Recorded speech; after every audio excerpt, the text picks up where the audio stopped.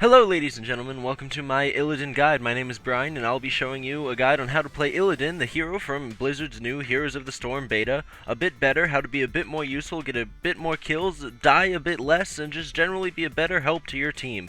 Now if you'll all join me, we can get started with his skills.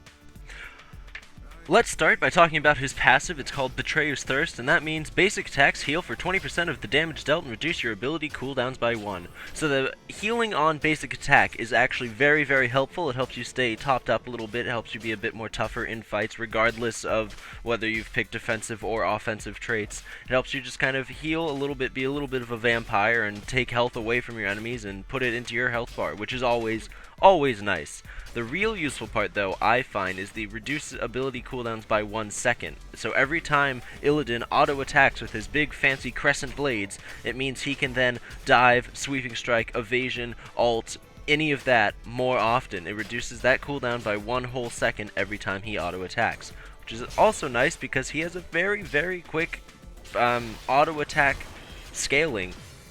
Illidan's next ability is called Dive. It is your Q, and it lets you dive at a target from a fairly substantial distance away and backflip over them, placing you behind or on the opposite side of them from where you started the dive. Sometimes it won't quite put you behind it if it's blocked. It'll kind of pull you next to it, but close enough you know you're going to end up on the opposite side of where you started, which is very useful, very interesting, and helps with his gigantic mobility. He is one of the most mobile assassins on the battlefield, and that's why I like him so much. He is my favorite hero, actually. I'm going to be biased with this. This is why I'm making a guide, because he's my favorite, and I'd like other people to be able to play him well and have fun with him too. Ignoring that little bit of personal bias for Illidan and my love for him, let's get to his next ability. It is the Sweeping Strike. It is attached to your W. It lets you dash forward a short distance and deal some damage. It's not that substantial. It gets much more substantial towards the end of the game, as all the damages do.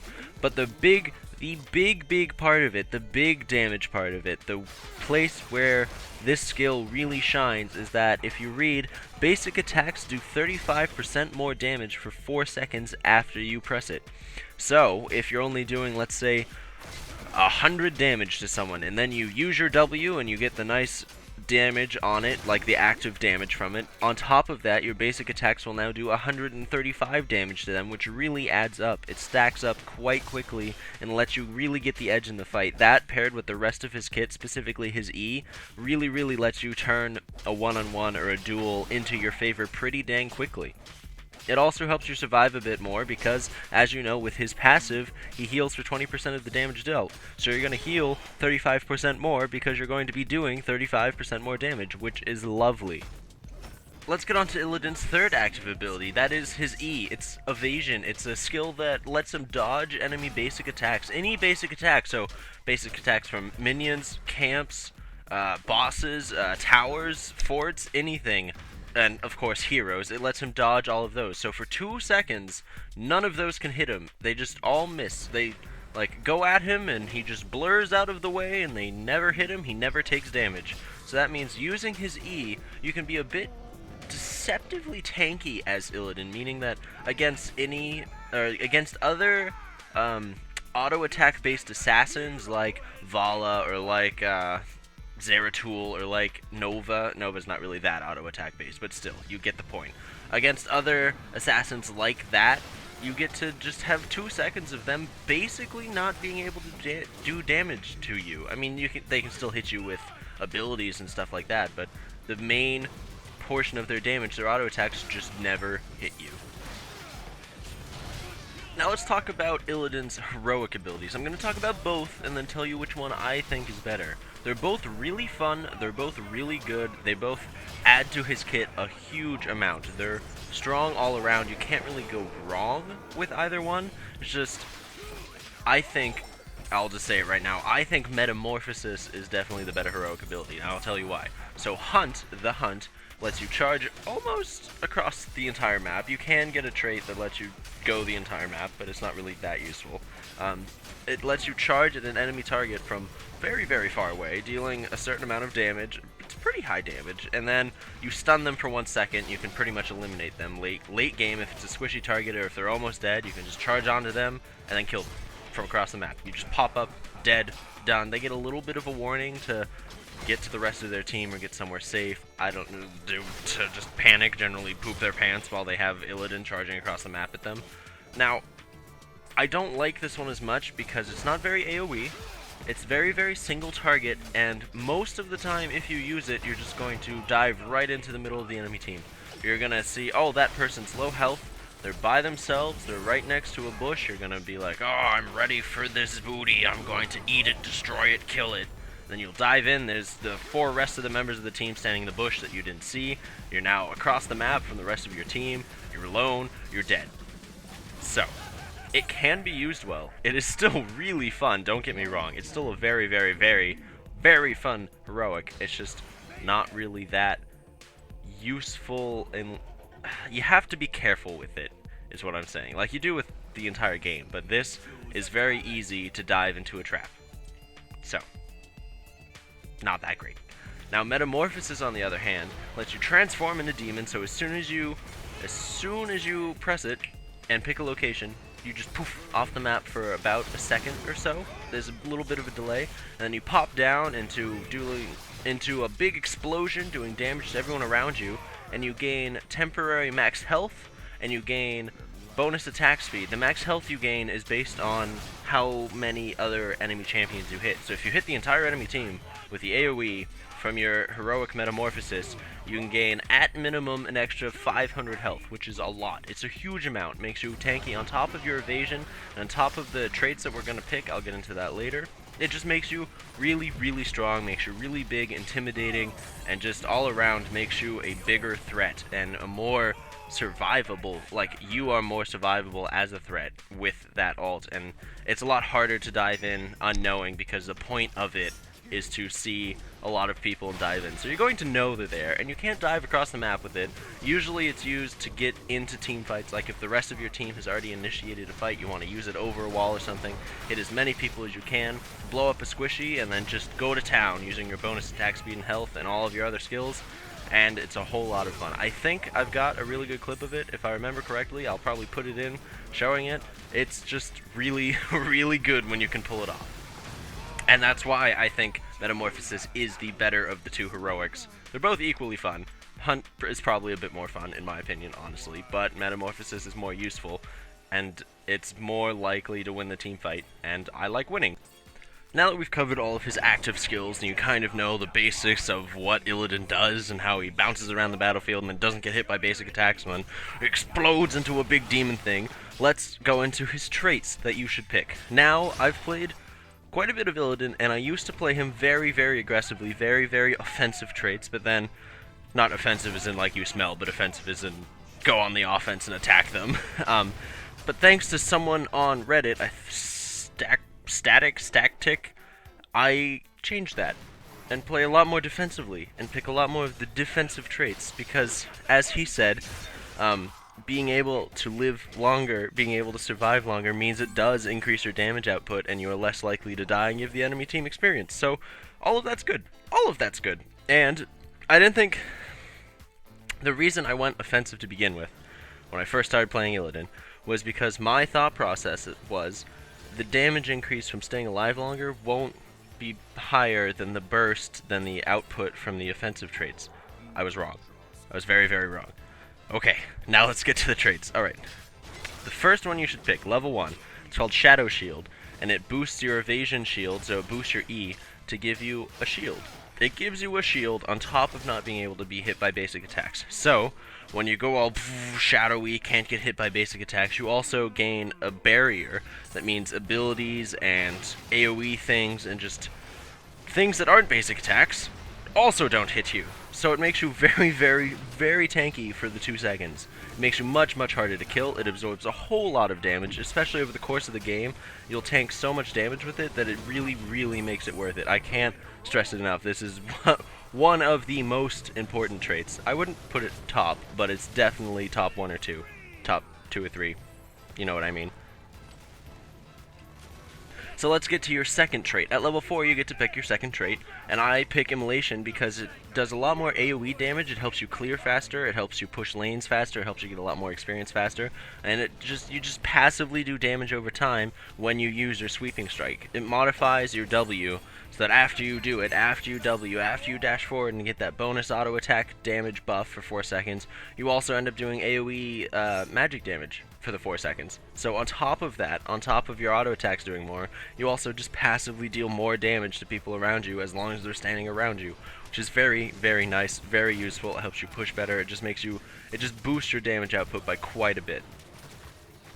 Next, at level 7, I like to pick First Aid because out of the traits there, it's really the most useful. If you pop it before you go into a battle or in the middle of a fight, it helps you live longer, because that, on top of your passive, where you get to heal from that, on top of your evasion, with the shield that we picked up at level 1, you really don't get hit for a while, and then First Aid regenerates 35% of your health over a short amount of time. So it's like having a healing fountain with you wherever you go. So if you can't get to a healing fountain because you're in the middle of a fight, use that. Don't use it instead of a healing fountain. If you can use the healing fountain, by all means use that. But it's a kind of a niche pick, but it's very, very useful, and I've used it a lot and survived a lot, especially in big team fights, in big clusterfucks, basically, of fights that happen. You just pop that, and it gives you a little bit more ease and a little bit more breathing room, so you know you're going to live longer. Next, I'm going to cover the level 13 trait called Sixth Sense. I'm skipping over the heroic ability. You guys probably noticed that, because I already covered it. If you were listening, I already did the heroics, already did the 4th active ability, because I don't really consider it a trait. I mean, you pick it, but still an active ability. Covered it with that stuff, so just go back if you missed it. Now, on to the level 13 trait. I usually pick Sixth Sense, because we've kind of been boosting up our evasion shield with all these skills, with the actual shield you get, with just being tankier in general, with the healing fountain and stuff too. Sixth Sense really adds on to that quite a bit. What it does is reduces incoming ability damage by 50% while you have your shield up. So for 2 seconds, you take 50% less ability damage shield. And most people will CC Illidan and then blow him up because he's such a threat.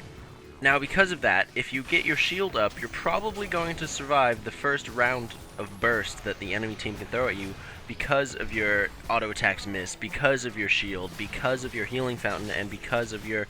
Now you take 50% less damage from abilities, so that means your shield's going to last even longer because their abilities aren't going to do as much to it either.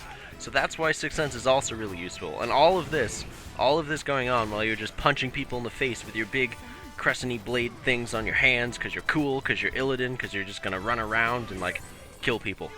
And now you get to do it more and live longer and kill more people because of Sixth Sense and evasion and Shadow Shield. I know I said that Shadow Shield wasn't the most important and that there was another one that I probably considered higher than that.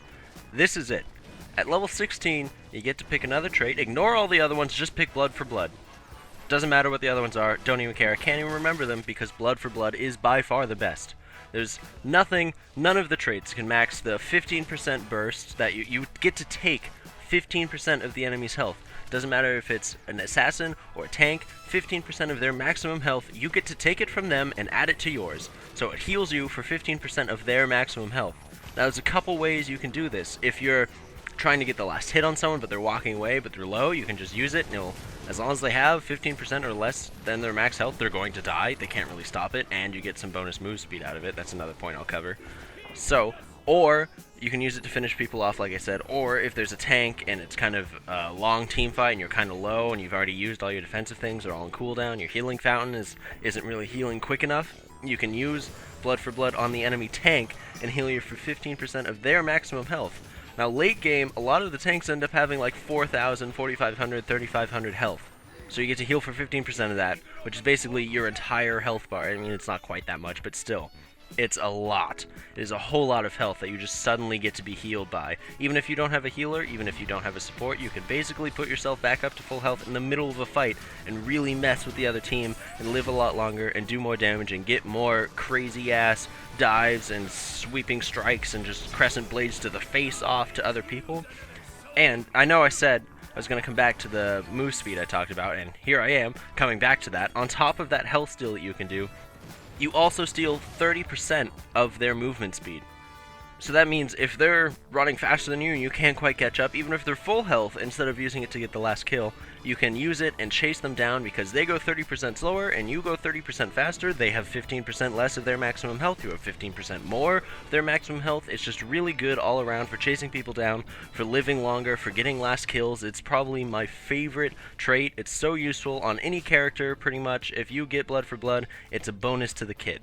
Might not be the best in other people, might not be the best in people who aren't really like chase down assassin people, but it's really solid and I would almost always recommend it, especially on Illidan, always recommend it on Illidan. Now the last trait you get, level 20, it's, let's be honest, not a lot of games really go to level 20. It's kind of a toss-up, 50-50 as to whether you're actually going to make it to level 20 or not in a game, because usually, and if you're following this and doing everything right and get a little bit of luck and a good team, you're probably not going to make it to level 20. You're probably just going to end the game before that, something like that. But if you do, pick the demonic form. The other ones are okay. Bolt of the Storm isn't really that great for Illidan. It's okay. His Nexus blades, the blades deal 20% more damage and slow the target for 1 second, are okay. But I really prefer the demonic form that lets your demonic form last forever and increases the bonus attack speed and grants 50% reduction of disabling effects. So it's a whole good bundle of things from your ult. So that means your ult really doesn't end unless you die. If you cast your ult, you're in it the whole time. You get a bonus 30% attack speed, you get 50% reduction for disabling effects for the whole time. From when you cast it to when you die, you get all of these effects forever. Also, you don't get to mount, instead you just grow wings and fly across the battlefield, which is really fucking cool. So that's another plus to pick this. If you are lucky or unlucky enough to get to level 20 in your games, pick demonic form because it's a whole lot of fun, just a lot better, just kind of improves your ult all around. Now with all of these things being said about Illidan, his traits, his actives, his heroics, his cool flying wingy mount thing after you get the lifetime unending demonic form, I hope you guys found this useful. I hope, if nothing else, you found it useful and mildly entertaining, and I thank you for watching this video if you even made it to this point, because I know a lot of people probably won't. They're probably like, oh, this guy's annoying, I'm gonna leave, and that's fine, I expect that. And if you aren't in the majority, and you are one of those people that stuck around and watched it and found it useful and enjoyed watching me just have stock Illidan footage of me playing Illidan and putting some stuff and some funky music in the background and telling you exactly how I play Illidan, then thank you. Thank you very much for getting to this point. And I really would enjoy feedback. I'd enjoy interacting with you. If you want to like, if you want to comment, I'll be sure to respond. If you want to share it, if you want to, I don't know, by God, favorite it or subscribe to me, all of those things would be super appreciated. If you want to see more of these, tell me. Tell me. I am more than willing to make these as long as I know people want to see these. So, if you're one of those people that really enjoyed this, really liked this, think you're a pro at Illidan now, or at least gonna go try him, or at least gonna wreck house in a Heroes of the Storm match because of this video, you're welcome, and like I said, if you want to see more, tell me. Thank you. This has been Brian. I'll see you next time.